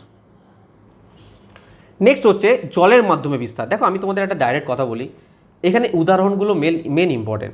তোমরা এটুকু বুঝতে পারছো যে জলের মাধ্যমে বিস্তার মানে ভাসমান ক্ষমতা তার আছে। এই ধরনের ফল ও বীজগুলো ঘনত্ব কম হয়, ফলে এরা জলে ডুবে যায় না। এটা মনে রাখবে, তন্তুময় এবং স্পঞ্জি গঠন থাকে। আবরণটা হবে তন্তুময়, ফাইব্রাস টাইপের হবে এবং স্পঞ্জের মতো হবে। ফোম দেখেছো, ফোম কীরকম জলে ভাসে, সেরকম টাইপের, যা বাতাস ধরে রাখতে এবং ভাসতে সাহায্য করে। এদের জলরোধী আবরণ থাকে, মোম জাতীয় শক্ত হয়, মোম জাতীয় আবরণ থাকে বা শক্ত হয় যাতে জলের সংস্পর্শে এসে ভেতরে বীজ ডানা নষ্ট হয়ে যায়। এটি কয়েক মাস পর্যন্ত সমুদ্রে ভাসতে পারে বা এক দ্বীপ থেকে অন্য দ্বীপে চলতে পারে। উদাহরণ একটাই দেওয়া আছে, নারকেল। আর এই এনসিআরটিতে একটা এক্সাম্পল আছে, নারকেল, কোকোনাট, শুধু এটা মনে রাখবে। বাকি পদ্ম, ওয়াটার লিলি এগুলো মনে রাখতে পারো, কিন্তু নারকেল পরীক্ষা যদি আসে নারকেলই আসবে, কোকোনাট আসবে। ঠিক আছে, বোঝা গেল? চলো নেক্সট দেখো। নেক্সট হচ্ছে প্রাণীর মাধ্যমে বীজের বিস্তার। প্রাণীর মাধ্যমে কী প্রসেসে হয়? এক তো হয় হুক বা কাঁটাযুক্ত বীজ। কি হয়, ধরো তোমার বডির মধ্যে কেউ কাঁটাযুক্ত কিছু একটা বীজ লাগিয়ে দিল, তুমি গেলে সঙ্গে সঙ্গে ওটাও চলে গেল, ফলে কী হলো, তোমার গা থেকে ধরো ঝেড়ে দিলে পড়ে গেল, তো ওখানেও তো বীজের বিস্তার ঘটছে। ঠিক সেই রকমই কিছু উদ্ভিদের বীজে না ছোটো ছোটো হুক টাইপের, কাঁটা টাইপের থাকে, আঠালো রোয়া টাইপের থাকে। কাঁটা মানে কি, মানে যেরকম গাছের কাঁটা হয় সেরকম টাইপের নয়। আর এক ধরনের ফল দেখেছো ছোটোবেলায় আমরা গ্রামে খেলতাম, দেখেছো কিনা তোমরা জানি না, সেই ছুঁড়ে দিলে পরে গায়ের মধ্যে আটকে যেত কীরকম, হ্যাঁ কীরকম কাটা টাইপের থাকতো। তো ওটা কিন্তু অ্যাকচুয়াল কাটা নয়, যেমন ফণি মনসায় কাটা থাকে এরকম কাটা থাকে, এরকম কাটা নয় কিন্তু গায়ে আটকে যেত, রোয়া টাইপের থাকতো। তো কী হতো, যখন কোনো প্রাণী বা মানুষ এই গাছের পাশ দিয়ে যায় তখন বীজগুলো তাদের পোশাকে আটকে যায় এবং অনেক যেখানে ঝেড়ে দেবে সেখানেই পড়ে যাবে। যেমন চোর কাটা দেখেছো, চোর কাটা গায়ে, মানে যেখানে দিয়ে যাবো, যে চোর কাটা জঙ্গল দিয়ে যাওয়া যায় দেখবে প্রচুর লেগে যায়। হ্যাঁ, আর একটা হচ্ছে ইউরেনা। আমি বারবার বলছি পরীক্ষাতে দুটো এক্সাম্পল আসবে, সেটা হচ্ছে জ্যান্থিয়াম যেটাকে বলি চোর কাটা, আর ইউরেনা। এই দুটো এক্সাম্পলই পরীক্ষায় দেবে, অন্য কোনো এক্সাম্পল মনে রাখার কোনো প্রয়োজন নেই, শুধুমাত্র এটাই আসে। বোঝা গেল? এক্সট্রা দিয়ে রেখেছি ইনফরমেশন, যদি পড়তে হয় পড়বে, না পড়তে হয় না পড়বে, কিচ্ছু প্রবলেম নেই। ভোজ্য ফল, আমি বলছি প্রাণীর মাধ্যমে বীজের বিস্তার না, তো ভোজ্য ফলও আসবে, কারণ অনেক উদ্ভিদের রসালো সুস্বাদু ফল আছে, এটা দেখে প্রাণীরা আকৃষ্ট হয়ে ফলগুলোকে তো খেয়ে নেয়, কিন্তু বীজের যে শক্ত আবরণ সেটা তাদের দেহে না হজম হয় না। পরে কী হয়, তারা দূরে গিয়ে যখন মল ত্যাগ করে, সে মলের মাধ্যমে সেই বীজটা ছড়িয়ে যায়, যেমন আম, লিচু, জাম, টমেটো, পেয়ারা এগুলো। পাখিদের মাধ্যমে বিস্তার হয়, যখন ছোট ফল বা ছোট দানা খায় পাখিরা, তখন অনেক সময় বীজগুলো দূরে গিয়ে মুখ থেকে ফেলে। দেখেছো অনেক সময় পাখিরা মুখে করে বীজ নিয়ে যায়, এক স্থান থেকে অন্য স্থানে গিয়ে ফেলে। এই হিসাবেও কী করে, মলের মাধ্যমে বা মুখ থেকে এইভাবেও কিন্তু বীজের বিস্তার ঘটে, যেমন বট, অশ্বত্থ, লঙ্কা এইসব। কিন্তু এক্সাম্পল হিসাবে এই দুটো মনে রাখবে, চোর কাটা আর ইউরেনা। যদি বলে প্রাণীর মাধ্যমে বিস্তার বাই অ্যানিম্যাল, তাহলে এই দুটোই মনে রাখবে। ওকে, পরীক্ষাতে এসেছে 2025 গ্রুপ ডি কোশ্চেন, দেখে নিতে পারো। নেক্সট দেখো, নেক্সট আমাদের আর একটাই আছে, সেটা কি বিস্ফোরণের মাধ্যমে, এক্সপ্লোশনের মাধ্যমে। দেখো নেক্সট হচ্ছে এক্সপ্লোশনের মাধ্যমে। জাস্ট এই ছবিটা একটু ভালো করে দেখো, একদম তোমাদের মাথার মধ্যে ঢুকে যাবে পুরো, এমনভাবে সব নিয়ে আসবো না। দেখতে পাচ্ছ কি বিস্ফোরণ হচ্ছে। অ্যাকচুয়ালি কী হয়, যখন একটা ফল প্রচণ্ড পেকে যায়, শুকিয়ে যায়, দেখো এখানে কী লেখা আছে, দেখো কী লেখা আছে না, ফল যখন পেকে শুকিয়ে যায় তখন এর ভেতরে একটা তীব্র টান বা চাপের সৃষ্টি হয়, তার ফলে কী হয়, এটা বিস্ফোরণ ঘটে। সামান্য যখনই টাচ লেগে যায় বা রোদ লেগে বেশি শুকিয়ে যায়, তখন ফলটা সশব্দে ফেটে যায়। দেখতে পাচ্ছ কিরকম ফেটে গেছে, দেখো এখানে ফেটে গেল, দাম করে ফেটে চারিদিকে ছড়িয়ে গেল। তো এর ভেতরে তো বীজ ছিল, এই বীজগুলো তো চারিদিকে ছড়িয়ে পড়বে না, এই বীজগুলো তো ছড়িয়ে পড়বে চারিদিকে। তো বিস্ফোরণের ফলে ভেতরের বীজগুলো মাতৃ উদ্ভিদ থেকে বেশ কিছুটা দূরে গিয়ে ছড়িয়ে পড়ে। এক্সাম্পল মনে রাখবে, এখানে কি, আর এক্সাম্পলটা কোথায় গেল, এক্সাম্পল আছে।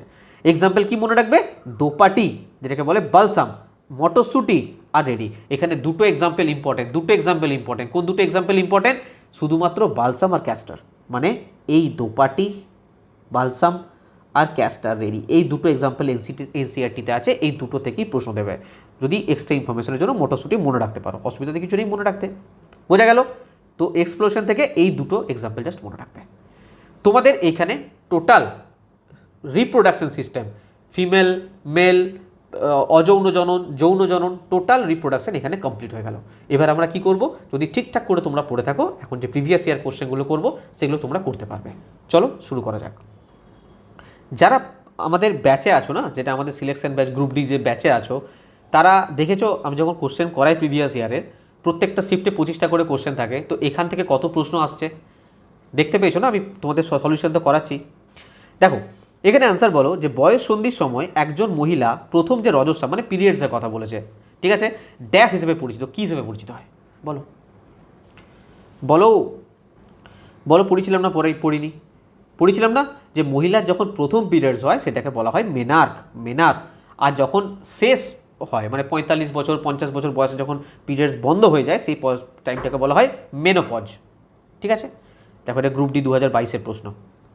চলো নেক্সট কোশ্চেন দেখো, চলো বলো নিচের কোনটি গর্ভ নিরোধক বড়ি ব্যবহারের ফলে, যেগুলো পিলগুলো খাওয়া হয় না গর্ভ নিরোধের জন্য, তার ফলে কি অসুবিধা হতে পারে বলো?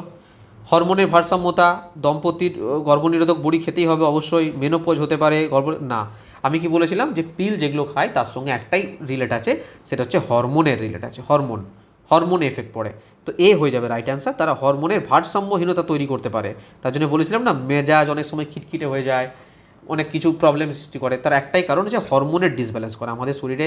এটা নিয়ে আলোচনা করেছিলাম, এখানে আলোচনা করছি না যে আমাদের শরীরে যে সমস্তভাবে হরমোনগুলো রিলিজ হয়, যে প্রাকৃতিকভাবে ন্যাচারালভাবে যেগুলো রিলিজ হয়, যখনই আমি একটা পিলকে নিচ্ছি তার মধ্যে মানে কি করে না হরমোনগুলোকে ডিসব্যালেন্স করে, কোনোটা কম হবে, কোনোটা বেশি হবে, কোনোটা কম খরিতে হবে, এরকম হরমোনাল ডিসব্যালেন্স করে, ঠিক আছে।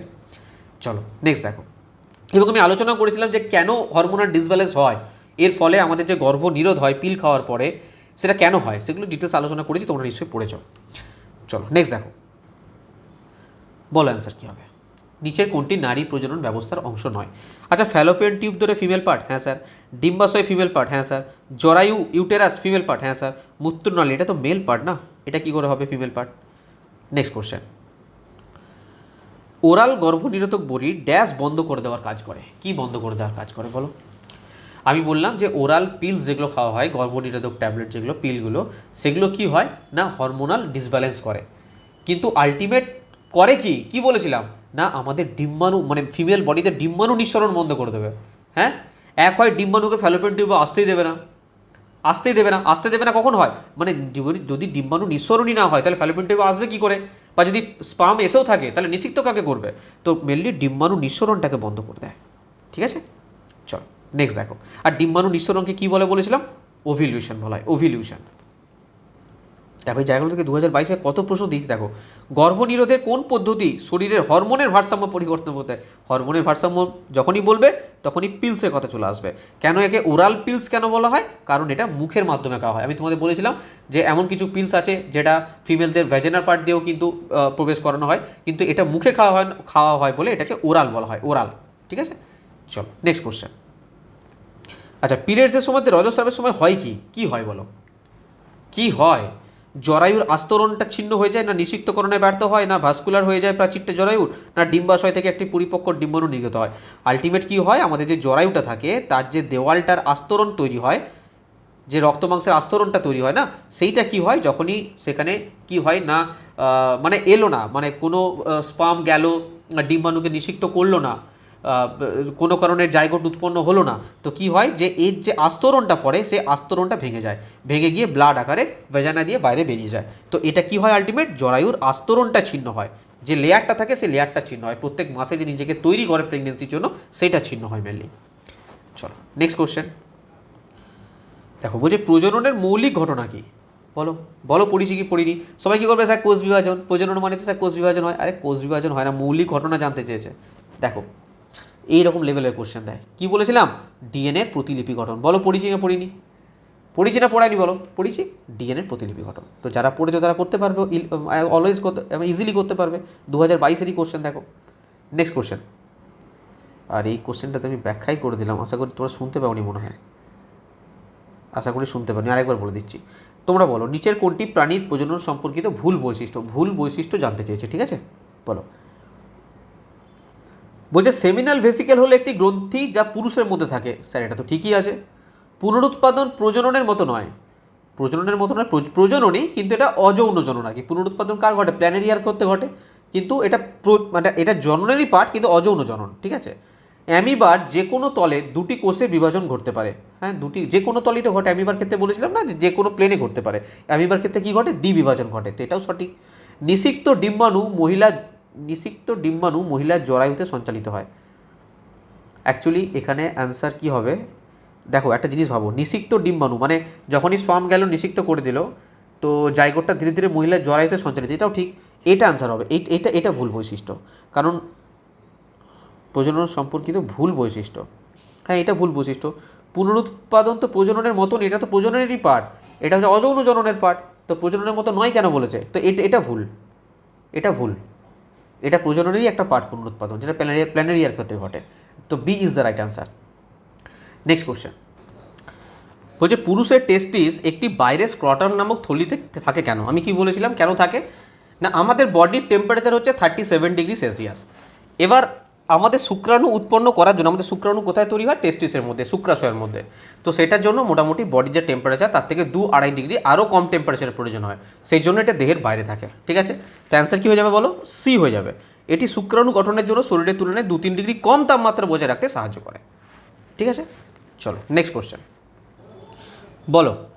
বলছে মানুষের যৌন প্রজনন নাড়িতে যোনিতে শুক্রাণুর সাথে জড়িত, প্রজনন নারী যোনিতে শুক্রাণুর সঙ্গে জড়িত নিষিক্তকরণ, আচ্ছা কোশ্চেনটা একটু ভুল আছে, মানুষের যৌন প্রজনন নারী যোনিতে শুক্রাণুর সঙ্গে জড়িত, আচ্ছা মানে প্রজননের সঙ্গে জড়িত আর কি। ঠিক আছে, তো বলছে নিষিক্তকরণ কোথায় ঘটে, ফার্টিলাইজেশন কোথায় ঘটে বলো, কোথায় ঘটে? ফ্যালোপিয়ান টিউবে, ফ্যালোপিয়ান টিউবে। ঠিক আছে, চলো নেক্সট কোশ্চেন, চলো এর অ্যান্সার বলো। বলছে জাইগোটের লিঙ্গ নির্ধারণের জন্য মানুষের শুক্রাণু কোন অংশ দায়ী? Heavy question. আমি তোমাদের পুরো এই ছবিটা দেখিয়েছিলাম, তোমাদের মনে আছে না নেই? যে এই মাথার পার্টটাকে কি বলা হয়? এটাকে বলা হয় হেড পার্ট, এটাকে বলা হয় মিড পিস মধ্যভাগ, আর এটাকে বলা হয় টেল। 3টে পার্ট থাকে। তার মধ্যে আমি তোমাদের কি বলেছিলাম, কোথায় আমাদের জেনেটিক মেটেরিয়াল থাকে? কোথায় থাকে বলো? আমাদের হেড পার্টে। এই যে হেড পার্ট যেটা আছে সেখানে আমাদের জেনেটিক মেটেরিয়াল থাকে, এখানে নিউক্লিয়াস থাকে, তার মধ্যে জেনেটিক তথ্য থাকে। তো আমাকে তুমি বলো যে লিঙ্গ নির্ধারণ সাধারণত কে করে? পুরুষদের ক্ষেত্রে যেটা XY হয়, আর মহিলাদের ক্ষেত্রে XX। তাহলে এই যে ক্রোমোজোম যে বেরোচ্ছে, XY chromosome, XX chromosome, XX chromosome ছেড়ে দাও ফিমেলদের, যে XY ক্রোমোজোম যে বের হচ্ছে সেটা কোথা থেকে বের হবে? কোথায় আমাদের জেনেটিক তথ্য থাকে? নিউক্লিয়াস কোথায় থাকে? না স্যার, আমাদের হেড পার্টে থাকে। তাহলে আমাদের কোনটা হবে? ABC কোন পার্টটা হবে? শুধুমাত্র এ অংশ, শুধুমাত্র এ অংশ। ঠিক আছে, দেখো যদি টোটাল তোমরা ডায়াগ্রামটা না দেখতে কোথায়, আচ্ছা বলো তো মধ্যভাগে এই মিড ভাগে আমি কি ছিল বলেছিলাম? এখানে কি থাকে বলেছিলাম? মাইটোকন্ড্রিয়া থাকে। কেন থাকে? মাইটোকন্ড্রিয়াকে সচল রাখতে সাহায্য করে। মাইটোকন্ড্রিয়া শক্তির ঘর, শক্তি উৎপন্ন করে এবং শুক্রাণুকে সচল রাখতে সাহায্য করে। আর কি বলেছিলাম? যে টেল পার্টটা আছে, টেল পার্টটা কী কাজ করে না সামনের দিকে সাঁতার কেটে ডিম্বাণুর দিকে এগিয়ে যেতে সাহায্য করে, স্পামকে সামনের দিকে এগিয়ে যেতে সাহায্য করে। ঠিক আছে, আর এই টেল পার্টের আর একটা নাম বলেছিলাম, কি বলেছিলাম? Flagellum, flagellum. ওকে, চলো দেখো এই ছবিটার দিকে লক্ষ্য করো। বলছে নিচে দেওয়া চিত্রটি হচ্ছে মানব মহিলার প্রজনন ব্যবস্থার বিভাগীয় বিভিন্ন অংশ দেখিয়েছে। ঠিক আছে, লেবেলযুক্ত যে অংশগুলো, এই যে বি দিয়েছে, এ দিয়েছে, বলছে এ এবং বি এর সঠিক ফাংশন উল্লেখ করে বিকল্পটি শনাক্ত করো। বলছে এ আচ্ছা আমার কথা বলো, এই যে এ পার্ট যেটা দিয়েছে, এ পার্টটা কী পার্ট? এই পার্টটা কী পার্ট বলো, বলো এই পার্টটা কী পার্ট? অ্যাকচুয়ালি এ পার্ট এটা নয়, মানে এই পুরোটা হচ্ছে এ পার্ট, এই পুরোটা হচ্ছে এ পার্ট, এই পুরোটা হচ্ছে এ পার্ট। তো এ পার্টটা কী? আর এই যে বি পার্ট দিয়েছে, বি পার্টটা কী? দেখো এটুকু আমরা বুঝতে পারছি, এ পার্টটা হচ্ছে আমাদের কি? জরায়ু, ইউটেরাস। আর বি পার্টটা আমরা বুঝতে পারছি কি? Fallopian tube, Fallopian tube. ঠিক আছে, তো আমাকে বলো যে জরায়ুতে কি হয়? স্যার জরায়ুতে যখন ফ্যালোপিয়ান টিউবে পুরো ব্যাপারটা মানে ফার্টিলাইজেশন ঘটে যায়, জাইগোট উৎপন্ন হয়, তখন এখানে কি হয়? ইমপ্ল্যান্টেশন হয়, ইমপ্ল্যান্টেশন হয়। ঠিক আছে, মানে জরায়ুর গায়ে এটা চিপকে যায়, কারণ এখানেই তো বড় হবে, বাচ্চা যে 9 মাস থাকবে এখানেই থাকবে। ঠিক আছে, এবং কি হয়? আস্তে আস্তে আস্তে আস্তে ভ্রূণের বিকাশ ঘটে, ভ্রূণের বিকাশ ঘটে আস্তে আস্তে 9 মাসে একটা বাচ্চায় পরিণত হয়। এটা জরায়ুর কাজ। আর ফ্যালোপিয়ান টিউবের কাজ কি? ফার্টিলাইজেশন করানো। তো দেখো কোথায় আছে সেটা, দেখো বি এর অপশনটা। এতে কি হচ্ছে? ইমপ্লান্টেশন হচ্ছে, ভ্রূণের বিকাশ হচ্ছে মানে জরায়ুতে। আর বিতে কি হচ্ছে? ডিমের নিষিক্তকরণ হচ্ছে, ফার্টিলাইজেশন করছে। তাহলে B is the right answer. Okay, চলো নেক্সট কোশ্চেন বলো। মায়ের কাছ থেকে ভ্রূণকে পুষ্টি সরবরাহ করে কে? কার মাধ্যমে পুষ্টি সরবরাহ হয়? কি বলেছিলাম? প্লাসেন্টার মাধ্যমে। শুধু পুষ্টি নয়, এদের দেহে যে রেচন পদার্থ উৎপন্ন হয় তাও এটার মাধ্যমে মায়ের রক্তে মিশে যায়। পুষ্টি বলো, অক্সিজেন বলো, সমস্ত কিছুই প্লাসেন্টার মাধ্যমে কিন্তু ভ্রূণকে তার মায়ের দেহ থেকে পুষ্টি সরবরাহ হয় বা সমস্ত কিছু সরবরাহ হয়। নেক্সট কোশ্চেন বলছে কোন বিকল্পটি সঠিকভাবে দেখায় যে শুক্রাণুগুলি মানুষের পুরুষ প্রজনন সিস্টেম থেকে নির্গত হওয়ার সময় গ্রহণ করে। আচ্ছা, প্রথমে কি হয়? প্রথমে টেস্টিস, শুক্রাস হয়। ওখান থেকে কি উৎপন্ন হলো বলো? টেস্টিস থেকে কি উৎপন্ন হলো? শুক্রাণু। তারপরে কোথায় যায়? তারপরে কোথায় যায় না, এখানে থাকে ভাস ডিফারেন্স। ভাস ডিফারেন্সের মাধ্যমে একটা নালী, যার মাধ্যমে পুরো জিনিসটা কোথায় চলে আসে? মূত্রনালীতে চলে আসে। কোথায় চলে আসে? মূত্রনালীতে। এবং মূত্রনালী থেকে কোথায় যায়? লিঙ্গে যায়। আমাদের যে পেনিস থাকে সে পেনিসের মধ্যে যায়। ঠিক আছে, তাহলে কোন অপশনটা হবে দেখো? বলছে টেস্টিস থেকে গোবিনী। আরে গোবিনী তো চলে গেল অন্য, আমাদের রেশনতন্ত্রের পার্ট চলে গেল, তো গোবিনী যেখানে আছে সেইগুলো তো হবেই না, এই দুটোর মধ্যে একটা হবে। তো টেস্টিস থেকে প্রথমে কোথায় যায়? গোবিনী এখানেও আছে। টেস্টিস থেকে কোথায় যায়? ভাস ডিফারেন্সে, তারপরে মূত্রনালীতে, তারপরে লিঙ্গে। তারপরে C is the right answer. Next question দেখো, যাদের মনে হচ্ছে না যে স্যার আলোচনা করছে না, রানিং বেরিয়ে যাচ্ছে বলে, একবার শুধু ক্লাসগুলো করে দেখো, তারপর একটা কোশ্চেন সম্পর্কে তোমাদের কয়েক সেকেন্ডও ভাবতে হবে না, 1 সেকেন্ডও ভাবার প্রয়োজন নেই, এমনি তোমরা টিক মারতে পারবে।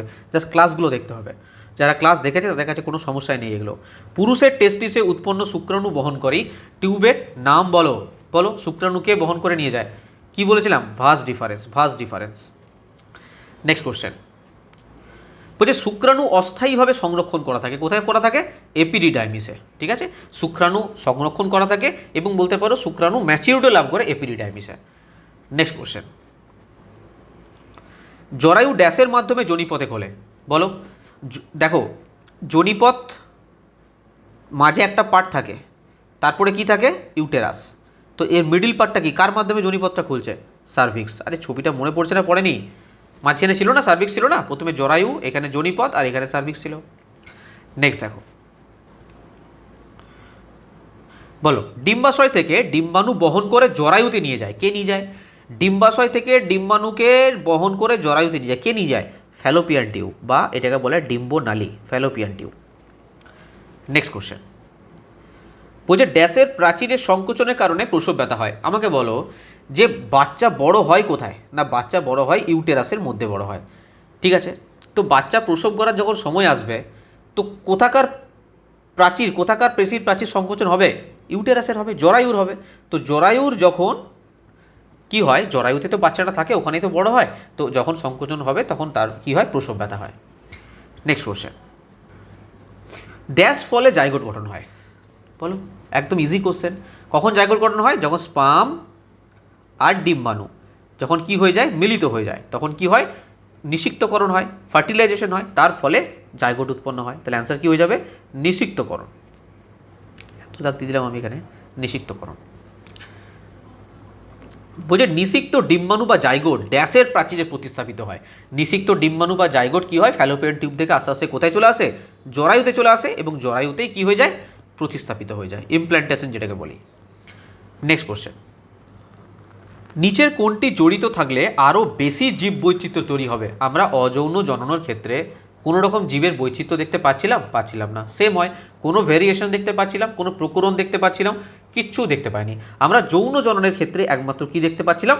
ভেরিয়েশন বা প্রকরণ, আরও জীব বৈচিত্র্য তৈরি হবে একমাত্র যৌন জননের ফলে। বাইনারি ফিশন, এটাও অযৌন জনন। উদ্ভিদের বংশবিদ্যার, এটা তো আলাদা, বংশবিস্তার আলাদা হয়ে গেল। অযৌন প্রজনন, এটা অযৌন প্রজনন। অযৌন প্রজননে কোনো ভেরিয়েশন থাকে না, শুধু সেক্সুয়াল রিপ্রোডাকশন বা যৌন জননে একমাত্র থাকে। নেক্সট বলছে ইমপ্ল্যান্টেশন প্রক্রিয়া কি? বলো, ইমপ্ল্যান্টেশন প্রক্রিয়া কি? না, যখনই ফার্টিলাইজ হয়ে গেল ফ্যালোপিয়ান টিউবে, ডিম্বাণু এবং স্পাম একসাথে কি হলো? না, ফার্টিলাইজ করলো, নিষিক্ত করলো, জাইগোট উৎপন্ন করলো। সেটা কি হয়? জাইগোটটা ধীরে ধীরে জরায়ুর মধ্যে আসে এবং জরায়ুর দেওয়ালের মধ্যে এটা চিপকে যায়। এটাই হচ্ছে ইমপ্ল্যান্টেশন। তাহলে অ্যান্সার কী হবে বলো? জরায়ুর আস্তরণের সাথে জাইগোটের সংযুক্তি। যখনই জাইগোটটা জরায়ুর মধ্যে এলো, তার সঙ্গে সংযুক্তি করলো, সেটাই হচ্ছে ইমপ্ল্যান্টেশন। ঠিক আছে, তো চলো তোমাদের চ্যাপ্টার এখানে পুরো কমপ্লিট হয়ে গেল। আমরা ডিটেলসের রিপ্রোডাকশন পড়লাম, প্রিভিয়াস ইয়ার কোশ্চেন করলাম, A to Z, এর বাইরে আর কিছু পড়ার নেই। তোমরা শুধু এইটুকুকে খুব ভালো করে রিভিশন করতে থাকো। ঠিক আছে, তো ক্লাস কেমন লাগলো অতি অবশ্যই জানাবে। আর তোমাদের জানিয়ে রাখি যে সায়েন্সের আমাদের আরবি গ্রুপ ডি 2026-এর জন্য স্পেশাল ক্লাস চলছে। যদি কোনো স্টুডেন্ট সিরিয়াস থাকো যে এই বছর আমাকে চাকরি পেতেই হবে, যে কোনো এক্সামের জন্য, শুধু গ্রুপ ডি নয়, যা পড়াচ্ছি তোমাদের সামনেই আছে দেখতেই পাচ্ছ, সমস্ত এক্সাম, রেলে যে কোনো এক্সাম দাও, বায়োলজি, ফিজিক্স, কেমিস্ট্রি, এনভায়রনমেন্ট, এখানে পুরো এনসিআরটি অনুযায়ী ডিটেলসে কমপ্লিট করা হচ্ছে। তার সঙ্গে আমাদের রিসেন্ট যে 2025-26-এ আরআরবি গ্রুপ ডির 101টা শিফট হয়েছে, তার সলিউশনের ক্লাস দেওয়া হচ্ছে। চ্যাপ্টার ওয়াইজ মক টেস্ট আছে, তার ফুল অ্যানালাইসিস আছে, এবং সমস্ত যা কিছু করানো হবে তার পিডিএফ, পুরো প্রিন্টেবল পিডিএফ এখানে দিয়ে দেওয়া হবে। মাত্র 399 টাকা প্রাইস আছে। তো তোমরা এখানে যুক্ত হতে পারো, অথবা আমাদের ফুল ব্যাচে যদি আর 300 টাকা এক্সট্রা দাও আমাদের ফুল ব্যাচ পেয়ে যাবে। সায়েন্স ম্যাথামেটিক্স রিজনিং জিকে পুরো ফুল ব্যাচ পেয়ে যাবে। ম্যাথামেটিক্স রিজনিং আর জেনারেল অ্যাওয়ারনেসে তোমরা ভিওডি ব্যাচ পেয়ে যাবে। আর সায়েন্সের তো ক্লাস তোমাদের সামনেই আছে, এখানে আমি যা যা বললাম এই সায়েন্সের ক্লাস তোমরা এখানে পেয়ে যাবে। মানে এই ব্যাচটা নিলে তোমাদের এই ব্যাচটা নেওয়ার প্রয়োজন পড়বে না, ঠিক আছে। আর আমাদের 2016 থেকে 2026 পর্যন্ত সমস্ত কোশ্চেনের পিডিএফ অ্যাভেলেবেল আছে সায়েন্সের এবং ম্যাথের, তোমরা চাইলে নিতে পারো। নেওয়ার জন্য সিম্পল কী করবে, এই নাম্বারে হোয়াটসঅ্যাপ করবে, কোনো কোয়ারি থাকলে কল করো, আদারওয়াইজ হোয়াটসঅ্যাপ করলে সবথেকে বেস্ট হয়। আমি এখানেই কিউআর কোড দেবো, কিউআর কোডে পেমেন্ট করে তোমরা স্ক্রিনশট দেবে, পিডিএফ চাইলে পিডিএফ দিয়ে দেবো, বই চাইলে বই দিয়ে দেবো, বা যদি তোমরা কোনো কোর্সের সঙ্গে অ্যাড হতে চাও আমি এখান থেকে তোমাদেরকে অ্যাডও করে দেবো। জাস্ট এই নাম্বারে একটা হোয়াটসঅ্যাপ করলেই তোমাদের হবে। অথবা তোমরা এক্সাম গ্র্যাভিটি অ্যাপ্লিকেশন ইনস্টল করো, ইনস্টল করে পেড কোর্স থেকে তোমরা ডাইরেক্ট ক্লাস নিতে পারো, বুক সেকশন থেকে বই নিতে পারো, বা পিডিএফ সেকশন থেকে ডাইরেক্ট পিডিএফও নিতে পারো, স্টাডি মেটেরিয়াল থেকে তোমরা পিডিএফ নিতে পারবে। অথবা বললাম সবথেকে বেস্ট হচ্ছে এই নাম্বারে তোমরা হোয়াটসঅ্যাপ করো। দেখো একটাই কথা, যদি ক্লাস ভালো লাগে, যদি কোথাও কোনো প্রশ্ন থাকে অবশ্যই কমেন্ট করবে। ক্লাস ভালো লেগে থাকলে একটু সাপোর্ট দেখাও, একটু লাইক করো, একটা কমেন্ট করো, বাস তোমাদের ফ্রেন্ডদেরকে শেয়ার করো, বাস আর কি চাই।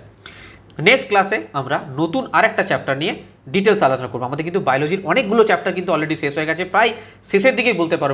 বায়োলজি শেষ হলেই আমরা ফিজিক্স স্টার্ট করবো, তারপরে কেমিস্ট্রি। তো বায়োলজির আর কয়েকটা মাত্র চ্যাপ্টার বাকি আছে, নেক্সট দিন আমরা একটা নতুন চ্যাপ্টার স্টার্ট করবো। ওকে, চলো পরে ক্লাসে আবার দেখা হবে। Thank you.